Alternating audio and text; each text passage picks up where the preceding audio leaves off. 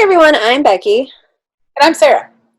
and we're doing a little different version of Bickering books today because we're making a video because I read a book that's very popular that Sarah has decided not to read, which is a honest choice that I think many millions of people are going to make. Well, but I have decided to ask some very funky questions. Okay, so I just finished Midnight Sun, the new book by Stephenie Meyer, and I actually listened to the When very I long. heard how long it was as an audiobook, I decided not to. So I actually listened to the audiobook, but I got a copy of the book out of the library because I wanted to show it to represent my dedication. This book is 658 pages long, but the audiobook, which is what I listened to, was 25 hours and 48 minutes long. That's a whole day. You spent a whole day. That's nuts. More than a whole day.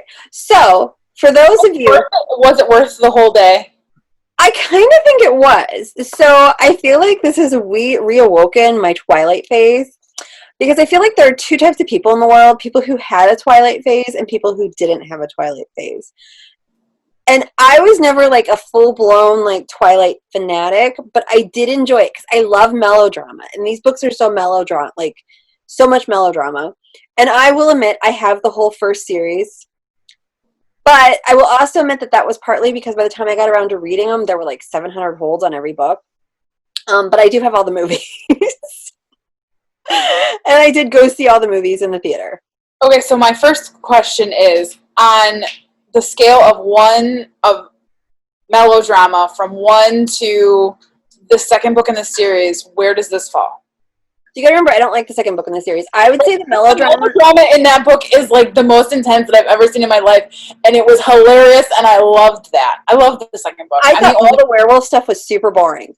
I would give this like a 7 or an 8 because it is Edward's tortured perspective. So for people who don't know, which I don't know how you don't know if you're watching this video. I said something I shouldn't have said. Sorry, guys. I didn't hear what you said. We'll talk about that later. For people who don't know, Midnight Sun is actually the Twilight book from Edward's perspective. And so it's just Twilight, or is it the whole series? No, it's just Twilight. How did she come up with so much more stuff? So it's like chapters upon chapters of his torturedness. Like, and the thing is, for people who were big fans, like myself, you've already read the first 200 pages because you downloaded it off of her website all those years ago, and it's really not changed that much. But basically you are following Edward as he meets Bella and as he becomes obsessed with her blood and her smell, and and he goes away, and then he comes back because he can't stay away from her. And does it get into why he was watching her sleep? Yes, it does. It does get into why he's watching her sleep. It's not an acceptable answer, but it does. And again, for people, because everybody who will watch this video has seen Twilight or read Twilight, like the whole like her being hunted part is like very brief, and literally like the big attack is like maybe 10 pages. So does he call her a spider monkey in this book? No, that is only in the movie. That's not in the book. No, I know it's not in the book, but I wondered if it made its way into the book. So that's the thing. I don't know, because I packed up a lot of my belongings because I'm trying to move. And as Sarah knows, it's a big drama. And one of the things that got packed up were my Twilight books. I know, sad. And I want to know how much it lines up. I was trying to explain this to my brother yesterday, and he's like, I don't understand what you're saying. So I think that scenes that were in Twilight are in this too, but I think that there's like twice as much dialogue and twice as much stuff happening. So, I feel like if you had the original Twilight book on hand, one of your bedroom walls would just be like one of those mystery movies where they're like trying to figure out who done it and like who killed who, and you'd have like red strings going across with like thumbtacks. Because I like consistency. It's like my whole like rant. I was trying to discuss the R.J. Plagio Whitebird book with somebody, and my like the only thing that they could get out of me was the timeline doesn't work. There is no way that this woman experienced this and has a grandchild this age at this time. Like I literally like had pieces of paper out and like was mapping things. I'm like, it just doesn't work. It just does not work. Okay, so I guess my first question, well, I already asked my first question, but can I start the series with this book, or do I have to read Twilight? I'm going to say you could start the series with this book. I also kind of feel like at this point in the world, if you come across this book and pick it up and don't have any recollection of the Twilight universe, you might want to see a doctor because you may have had an aneurysm. Because I feel like even people who have avoided it have not been able to avoid it as much as they wanted. Like, I feel like it was so everywhere.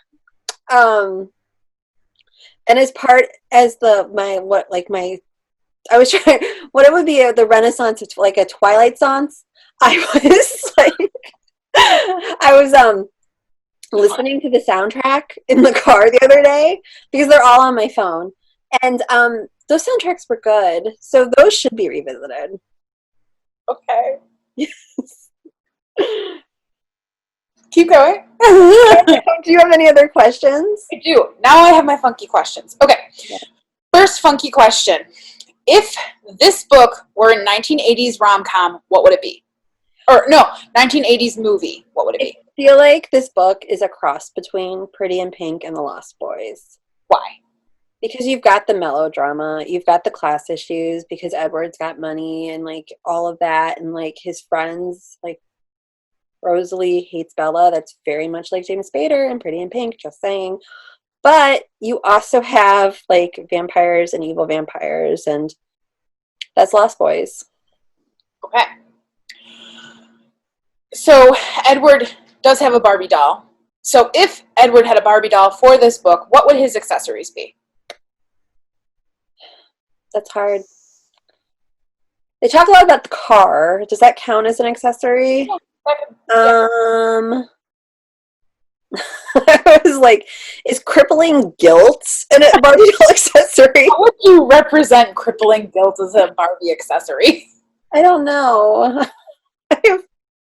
He has no other items that. No, I mean like I said, there's a lot about the car. Does the piano show up? Oh, the piano does show up, and then him writing the piece of music for her is in the book. Maybe he has like one of those plasticky like sheets of music. It's a sheet of music. Ooh, and like a piano that you crank and it'll like play that. And the peacoat. And the peacoat. Oh, peacoat, definite change. Any other clothes? Does the Barbie doll have a peacoat? I feel like it does. See, and that's why I'm not a true like crazy fan, because I don't have any of that stuff. Is there another outfit that he would come with? Or would it just be the standard peacoat darkness? There is a part where he's talking about wearing short sleeves, so his diamond shininess is more readily available for her to see to explain the vampireness. Sorry. Oh my god, that's hilarious! Okay. Are there more than one scene with glitter vampires? Like, does the glitter come out in more than one scene? I feel like they don't talk about it as much in this. Maybe it's not like it's talked about as much because it's like, you know, their glitter. They do play baseball, obviously. I had somebody I worked with when the movie came out, and she's like, nothing happens for 2 hours, then they play baseball. That was her take on the Twilight movie. Okay, so then my question is... You could come with the outfit for playing baseball. Oh, totally. Right there.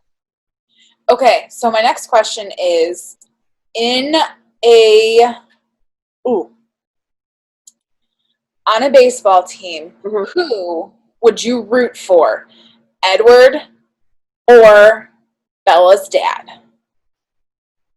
Well, I like to pick the winner, and I'm thinking Edward would beat Charlie just because of all those superpowers. Because you know how I feel about winning. It's true. See, because I would choose Charlie because I love the actor in that movie. Like, he's my favorite, and he's awesome. He's kind of the one thing I like about this whole universe. Weird. Okay, so, in your estimation, who is more committed to their fandom? Buffy people or Twilight people? That's hard. That's hard because it's two very different things. They both have vampires. It's very different. It's very, very different. As a person who's part of both fandoms, it's very different. You have to answer. I'm going to say that I feel like Twilight people were more devoted. Like, because, like, the Twilight people were were coming in constantly.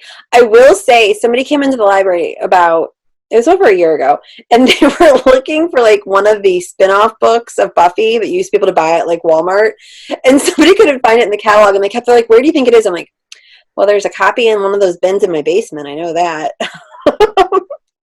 Like, I totally read that book when I was 17. I feel like we should wrap this up. So basically, okay. Wait, I have one last question. Okay. So my last question is rewrite the ending. So give us a false ending to this book. Well, wouldn't the false ending be that the hunter gets her? Or that he lets her turn? Literally anything you want. Give us whatever false ending you'd like. I can't think of it. Like, I don't know. Like, a false ending could be, and Charlie found Edward standing in Bella's room and decided that he would rescind his invitation and took Bella across the country to Florida, where Edward couldn't follow because Edward is glitter. Well, we're going to make that the new ending. I always wondered, though, like, and they kind of, like, hit on it in this book, but how did Charlie not notice that there was a boy climbing in and out of his daughter's bedroom? Got superpowers, thank you very much. So, but basically, I feel like if you liked the first, like, the books, like, you've already probably read this, but it's, like, worth your time. But I think if you're just, like, a moderate fan or you don't really care, like, it's over 600 pages long. Let it go. Just skip it. Weren't you saying that there's going to be more? So she signed to do 2 more. That's the other thing. So I thought it was so funny. So the audiobook reader, and I looked him up and I just lost his name again. Again, the audiobook is 25 hours long. His name is Jake Abel. He did a really, really good job. But the whole time I was listening to this, I'm like, isn't this the bad guy from the Percy Jackson movie? But he was also in The Host, which I didn't like that book or the movie. But he did a really good job. So I would listen to other audiobooks. Yeah, she signed to do 2 more Twilight books. So I personally think that she should do a book about Alice's backstory. And I would actually, honestly, if you want a book from Edward's perspective, I don't know why they don't do New Moon. Because he's gone for the whole book. Yeah. That would actually be a new story. So that's something to put in the comments. What would you think should be the next Twilight book? And please don't, like, particularly if my brother ever sees this, don't just list that they should all die over and over again, because that's what he would say. He'd be like, in the perfect book, everybody dies, and I never have to hear about it again. That's not the book would be Bella in a chair, spinning around for months on end. Because Edward is gone. So we should end it here. So that is my take and Sarah's questions about Midnight Sun.